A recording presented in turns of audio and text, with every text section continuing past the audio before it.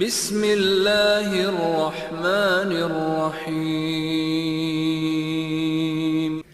دل جگر تھام کے بھی بیٹھیے گا اور دماغ کو بھی ہتھیلی پہ رہ کے بیٹھیے گا.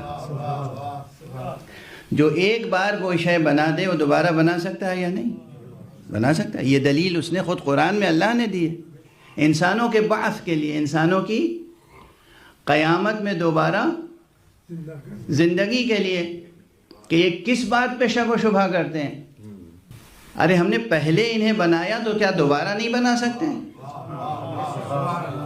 بار بار یہ دلیل، جسے کہتے ہیں دلیل قدرت. اللہ جس نے ایک بار یہ آسمان بنایا دوبارہ بنا سکتا ہے کہ نہیں؟ اللہ جس نے یہ زمین بنائی دوبارہ بنا سکتا ہے یا نہیں؟ اللہ جس نے تمام مخلوقات کو بنایا دوبارہ بنا سکتا ہے یا نہیں؟ اللہ کی نسبت سے جب بات ہوگی تو یہ ہوگی کہ وہ بنا سکتا ہے یا نہیں، تو جواب ہوگا وہ بنا سکتا ہے. مخلوق کی جہت سے یہ بات ہوگی کہ یہ چیز دوبارہ بن سکتی ہے یا نہیں. خدا محمد خاتم النبیین بنا سکتا ہے، مگر ان ممکنات میں یہ گنجائش نہیں ہے کہ دوبارہ کوئی محمد خاتم النبیین بن سکے. وہ بنا سکتا ہے الگ بحث ہے، کوئی ماہیت پھر محمد خاتم النبیین بن سکتی ہے یا نہیں، یہ الگ بحث ہے. یہی ایک دلیل اگر ذہن میں رہ جائے تو پھر ان تمام جملوں کے لیے کسی اور دلیل کی ضرورت نہیں ہے کہ اس کائنات میں دوبارہ کوئی علی سید الوصیین بن نہیں سکتا، اس دنیا میں کوئی دوسرا حسین شہید کربلا بن نہیں سکتا. نفس اپنی اصلی حالت میں اللہ سبحانہ و تعالی نے جو نفس عطا کیا ہے، اپنے ادنا درجے میں بھی، بالکل ابتدائی مرحلے میں بھی یہ نفس بہت نفیس ہے. یہی مطلب ہے اس مشہور حدیث کا، کل مولود یولد علی الفطرہ، ہر پیدا ہونے والا بچہ فطرت پر پیدا ہوتا ہے. یہ اس کے ماں باپ ہیں جو اس کو یہودی بنا دیتے ہیں، عیسائی بنا دیتے ہیں، مسلمان بنا دیتے ہیں یا مشرک بنا دیتے ہیں. جو آپ کے نفس کو جو اپنی اصل میں، جو اپنی ابتدا میں، جو اپنی تخلیق میں، جو اپنے آغاز میں، جو اپنی کریشن میں، جو اپنی بگننگ میں، جو اپنی بیسک حالت میں بھی پاک و پاکیزہ ہے، اگر آپ نے نصاب ولایت علی کے مطابق اسے پروان چڑھایا تو یہ نفس ہے جو نفس مطمئنہ بننے والا ہے. ایک صلوات پڑھ دیں محمد.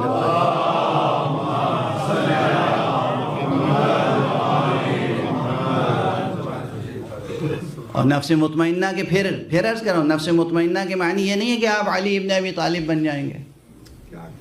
نفس مطمئنہ کے یہ معنی نہیں ہے کہ آپ سید الشہداء بن جائیں گے. آپ اپنے اعتبار سے، اپنے لحاظ سے اس اطمینان نفس کے درجے پر فائز ہو جائیں گے کہ جہاں مولا پکاریں وہاں آپ پہنچنے کے قابل ہوں گے. رسول اللہ کے ویسے جتنے صحابہ تھے منافقین کو چھوڑ کے سب شیعہ تھے.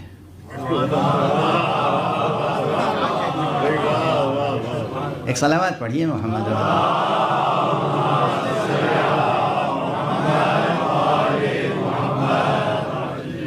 یہ میں ایک ایسی بات کہہ رہا ہوں جو بہت ذمہ داری سے عرض کر رہا ہوں، اور کوئی بڑے سے بڑا محدث میری اس بات کی تکذیب نہیں کر سکتا. جتنے صحابہ تھے رسول کے منافقین کو چھوڑ کے سب شیعہ تھے. شیعوں میں دو قسم کے تھے. ایک شیعہ وہ تھے جو مولا کے فدائی، جانثار، اطاعت شعار، اور ایک شیعہ اس قسم کے تھے جیسے آج کل کے ہمارے اکثر وقف کے متولی صاحبان ہوتے ہیں، کرتے حسین حسین ہیں اور مال حسین غصب کر جاتے ہیں. رسول اللہ صلی اللہ علیہ وآلہ وسلم کے جتنے صحابہ تھے سب منافقین کو چھوڑ کے سب شیعہ تھے. بس اس میں مرتبے تھے. جیسے آج بہت سے شیعہ اپنے کو شیعہ کہتے ہیں، مگر اللہ کہیے کہ بھائی وقف کی حفاظت کرو، وقف میں خرد برد نہ کرو. مولا کا مال ہے، یہاں بھی مولا کا مال ہضم ہو جاتا ہے، وہاں بھی ہضم ہو گیا تھا. مولا مانتے بھی تھے اور مال کو، اور تھے سب شیعہ. یہ مشکل ہے سوال، چونکہ 2-3 نام ایسے ہیں جن میں برابر کی تابانی ہے. جیسے ایک وقت میں 3-4 سورج نکل آئیں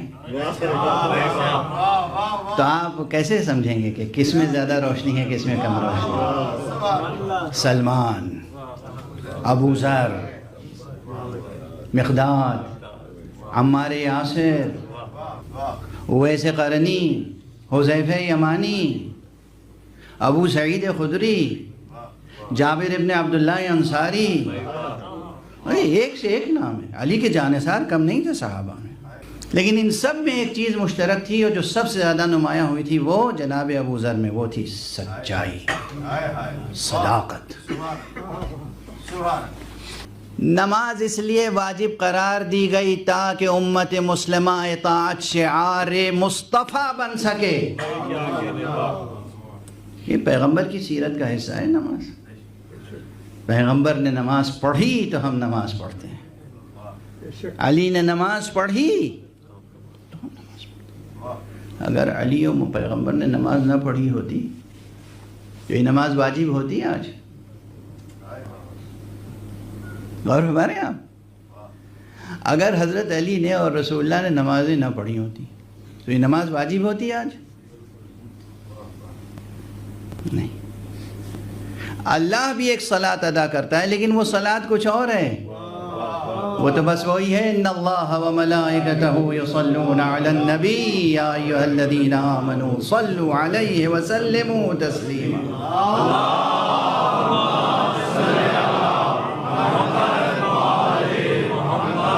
اولیاء حق سے سنت و سیرت مصطفیٰ و مرتضیٰ سے شریعت بھی بنی ہے، طریقت بھی بنی ہے.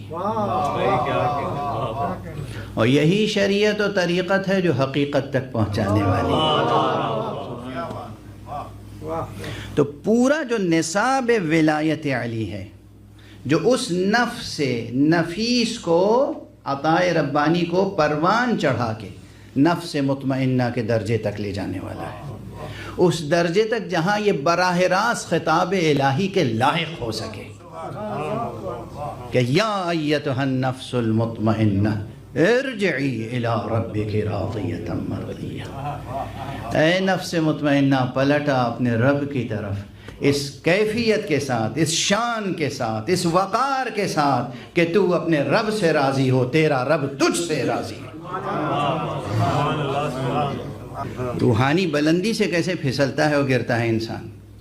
رسول اللہ کو اپنی آنکھوں سے دیکھ لینا، ان کے ہاتھوں پہ بیعت کر لینا، ایک اس دنیا میں ایک روحانی بلندی ہے.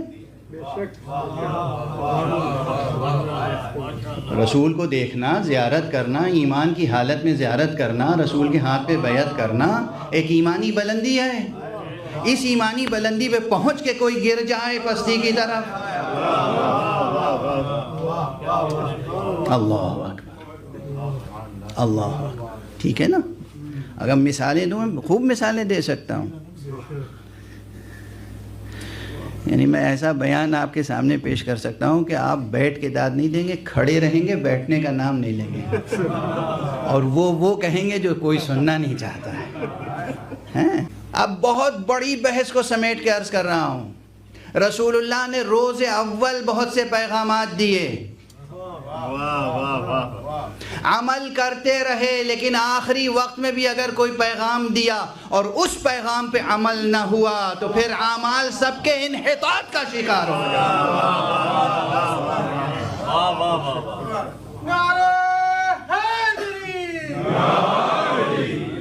اجا نماز پڑھ لی، آج بڑی آسانی سے لے جا رہا ہوں منزل تک.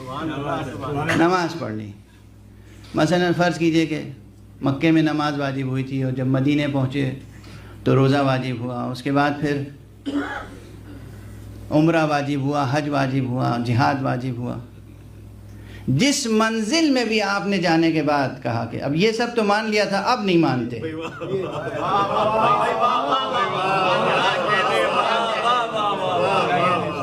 وہیں سے ساری محنت اکارت، وہیں سے رضی اللہ ہو جائے گا لعنت اللہ. صلوات پڑھ دیں محمد و آلہ.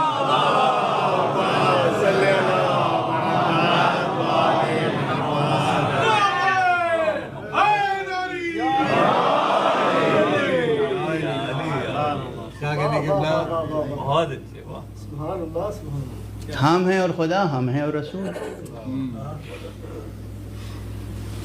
میرا خیال ہے مجلس ہو گئی. نہ جانے کتنے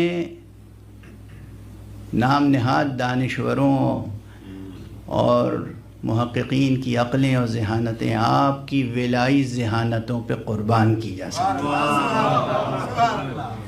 کہ آپ بات کہنے سے پہلے پہنچ جاتے ہیں عثمان سے.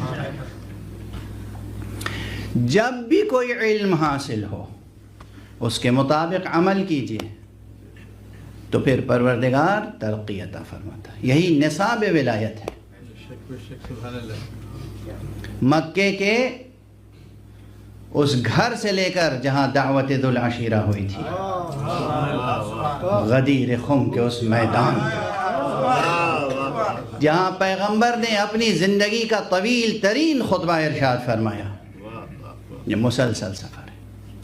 اور غدیر سے لے کر اس منبر تک جو مسجد نبوی میں تھا جہاں آپ نے اپنے وصال سے پہلے آخری خطبہ ارشاد فرمایا. اور یہ جو حدیث نبوی ہے، انی تارک فیکم الثقلین، میں تمہارے درمیان دو گراں قدر چیزیں چھوڑ کر جا رہا ہوں، قرآن اور اہل بیت. یہ صرف ایک مرتبہ نہیں ارشاد فرمائی ہے، مکے میں ارشاد فرمائی، روز عرفہ ارشاد فرمائی، غدیر خم میں ارشاد فرمائی، مدینے میں ارشاد فرمائی. جس روز حضرت کا وصال ہوا ہے اس روز حدیث ارشاد فرمائی. تو اب اگر بات کو پھیلایا جائے تو سینکڑوں جلد میں ایک انسائکلوپیڈیا لکھی جا سکتی ہے، اور تمام مطالب کو سمیٹ کے عرض کیا جائے تو یہ نصاب ولایت اس وصیت پیغمبر میں سمٹ کے آ جاتا ہے. انی تارک فیکم الثقلین کتاب اللہ و عترتی.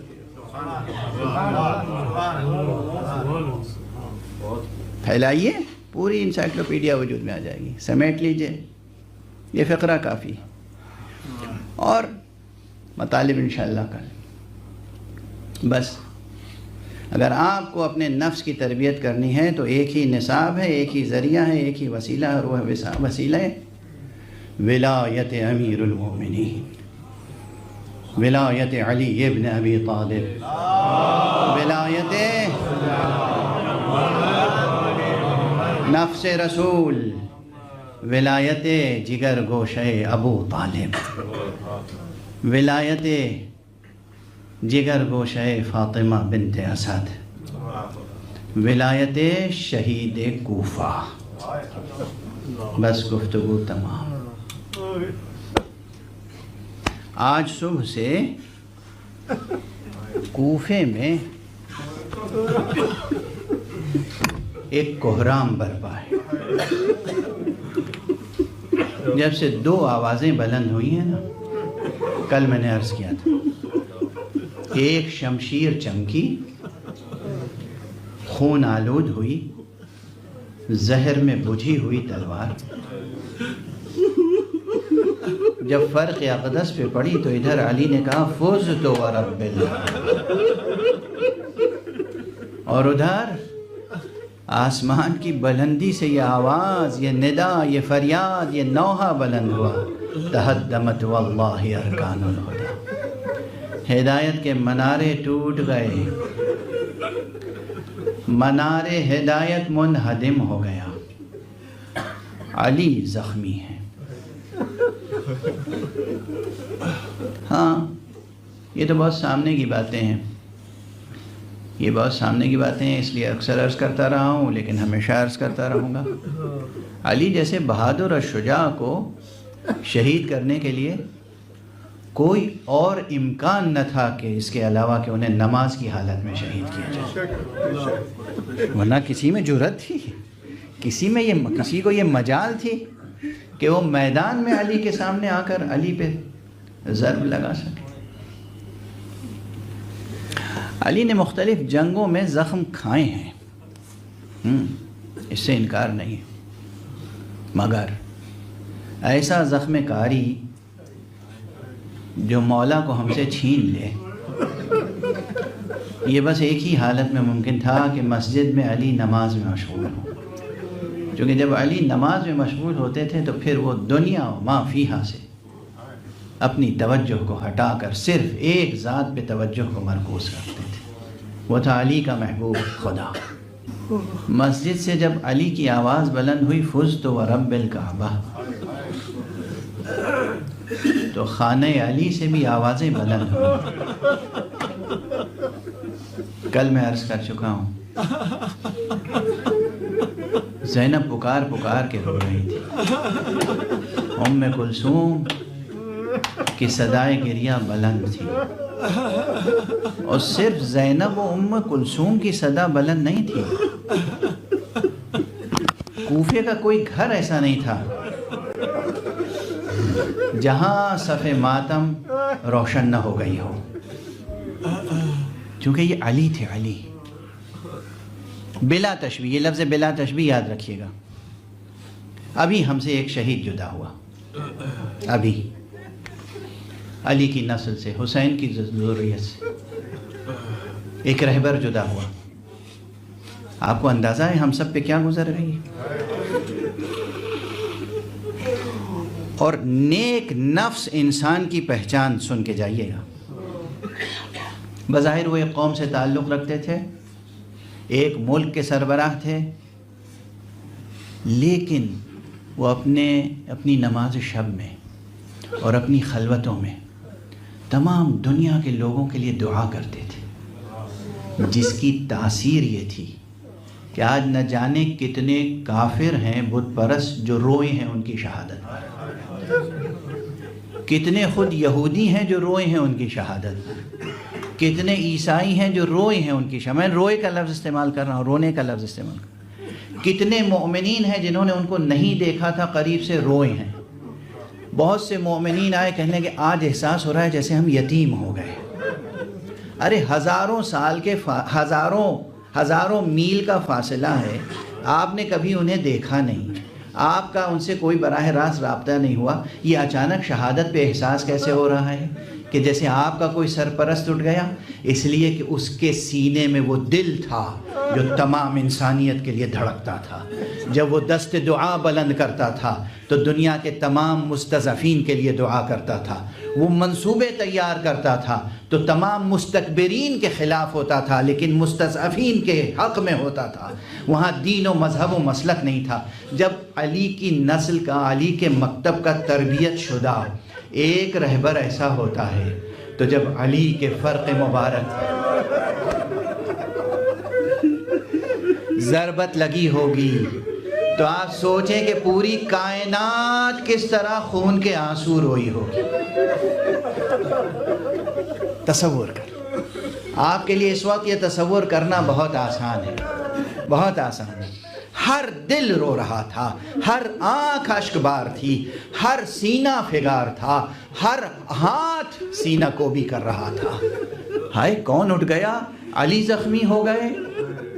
اور آپ دیکھیں گے کہ علی کی بہادری اور رضا الہی پر سر تسلیم خم کر دینے کی شان کیا ہوتی ہے۔ کتابوں میں ہے، روایات میں ہے، مخالف موافق سب نے لکھا کہ سن 40 ہجری کے ماہ مبارک رمضان میں شروع ہی سے علی ابن ابی طالب جب درس کہتے تھے، خطبہ دیتے تھے مسجد میں، تو اکثر کہتے تھے کہ ہاں یہ میری زندگی کا آخری رمضان ہے۔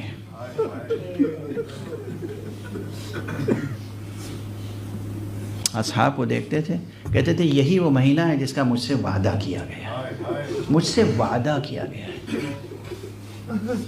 علی کی نگاہ، علی کی نگاہ۔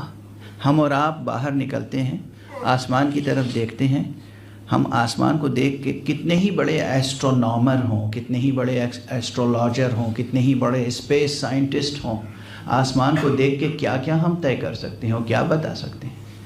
لیکن علی 18ویں کی رات، شب 19 جب آسمان کو دیکھ رہے تھے تو کہہ رہے تھے یہی وہ شب ہے جس کا مجھ سے وعدہ کیا، یہی وہ شب ہے جس کا مجھ سے وعدہ کیا گیا۔ یعنی علی کو معلوم ہے شہید ہونے جا رہے ہیں، بالکل ویسے ہی جیسے حسین کو معلوم تھا کہ ہم کربلا جا رہے ہیں شہید ہونے کے لیے، علی کو معلوم تھا کہ ہم مسجد میں جا رہے ہیں شہید ہونے کے لیے، تو برابر پہلے سے کہتے آ رہے تھے کہ اسی مہینے میں اب میری شہادت ہوگی۔ بار بار پوچھتے تھے کتنے دن گزر گئے، کتنے دن رہ گئے۔ کبھی ممبر پر تشریف فرمائے، خطبہ دیتے دیتے کہتے ہیں بیٹا حسن کتنی راتیں گزر گئیں، بیٹا حسین کتنی راتیں رہ گئیں۔ اصحاب بھی یہ سن رہے تھے۔ ابھی میں نے فضائل کے بیان میں ایک صحابی کا نام لیا تھا، حضرت حذیفہ۔ حضرت حذیفہ یہ شب ضربت اپنے قبیلے کے 40 جوانوں کو تلواروں کے ساتھ لیس لے کر آئے اور خانہ مبارک کا حضرت علی کے گھر کا احاطہ کر لیا۔ مولا علی اپنے صحن خانہ میں گھر کے اندر آسمان کو دیکھ دیکھ کر تسبیح و تہلیل الہی کر رہے تھے۔ تلواروں کی آواز جو گھر میں آئی، گھر کی خواتین گھبرائیں کہ یہ تلواروں کی جھنکاریں اس وقت رات کے سناٹے میں۔ مولا علی علیہ السلام کے کانوں میں بھی آواز پہنچی، دروازہ گھر کا کھولا، باہر نکلے اطمینان کے ساتھ، دیکھا حذیفہ کھڑے ہیں، علی کے عاشق حذیفہ۔ حذیفہ کے ہاتھ میں برہنہ تلوار، ادھر ادھر دیکھا، کہا 40 جوان برہنہ تلوار لیے ہوئے کھڑے۔ حذیفہ خیریت تو ہے؟ کہا آقا آپ مسلسل فرما رہے کہ اس مہینے میں آپ پر کوئی حملہ،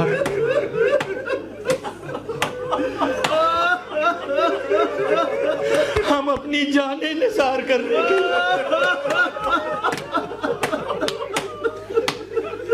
منظر سے منظر ملا لو، بالکل وہی منظر ہے نا جب روز شب عاشور جناب زینب نے امام حسین سے کہا تھا بھیا ان ساتھیوں پر بھروسہ ہے۔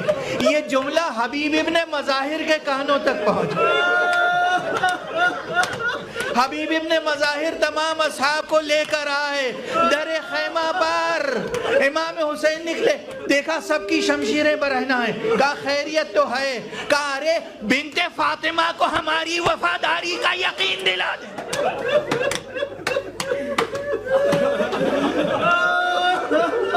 اگر یقین نہیں ہے تو اپنے گلے اپنی شمشیروں سے کاٹ کے یہ سر نظر کر سکتے ہیں۔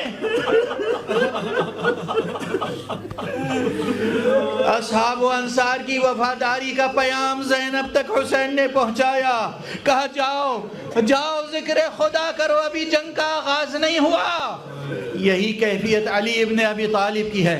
حذیفہ کی سربراہی میں 40 برہنہ شمشیریں لیے ہوئے وفادار جانثار آئے، ہم آپ کو چھوڑیں گے نہیں، ہم آپ کے ساتھ رہیں گے، دن رات آپ کی حفاظت کریں گے۔ جناب امام نے فرمایا حذیفہ میں کون ہوں؟ میں کون ہوں آخر؟ مجھے پہچانتے ہو؟ مجھے جانتے ہو؟ اس میں کون ہوں کا جواب بہت کچھ ہے۔ میں فاتح بدر ہوں، میں فاتح احد ہوں، میں فاتح خیبر و خندق ہوں، مجھے تمہاری مدد کی ضرورت ہے کیا؟ لیکن یہاں کچھ اور مقصد تھا۔ میں کون ہوں؟ حذیفہ نے سر جھکا کے کہا آپ امام ہیں۔ کہا ہم امام ہیں نا، پھر ہم حکم دے رہے ہیں جاؤ، تم جاؤ، ہمیں تنہا چھوڑ دو، ہمیں تمہاری حفاظت کی ضرورت نہیں ہے۔ اللہ اکبر۔ بس ایک منظر ہے، یاد رکھیے گا کہ کس طرح آوازیں گریے کی بلند ہوئی ہیں روز عاشور، کس طرح شب ضربت امام۔ حذیفہ مجبور ہو کر، حذیفہ حکم امام سے مجبور ہو کر پلٹے، سب جوانوں کو اپنے اپنے گھروں کو بھیج دیا۔ حذیفہ بھی اپنے گھر میں داخل ہوئے تو دیکھا حذیفہ کی زوجہ برہنہ پا صحن خانہ میں قدم زنی کر رہی ہے۔ حذیفہ واپس آ گئے، حذیفہ واپس آ گئے، جیسے حبیب کی زوجہ حبیب کو جوش دلا رہی تھی، ایسے حذیفہ کی زوجہ حذیفہ کو حوصلہ دلا۔ حذیفہ واپس آ گئے آقا کو چھوڑ کر، کہا میں کیا کروں، مجبور ہوں، آقا کا حکم تھا، اپنی امامت کی قسم دے کے واپس کیا ہے، میں امام ہوں نا، میں حکم دے رہا ہوں واپس چلے جاؤ۔ حذیفہ گئے اور تھوڑی دیر کے لیے بس بستر پر نڈھال ہو کے لیٹے تھے، تکیے پہ سر رکھا تھا، جیسے آنکھ لگ گئی۔ ایک مرتبہ آواز بلند ہوئی، لقد تہدمت واللہ ارکان الہدی۔ ارے حذیفہ کی زوجہ تڑپ گئی، حذیفہ کو جھجوڑ کے جگایا، حذیفہ اٹھو دیکھو قیامت آ گئی۔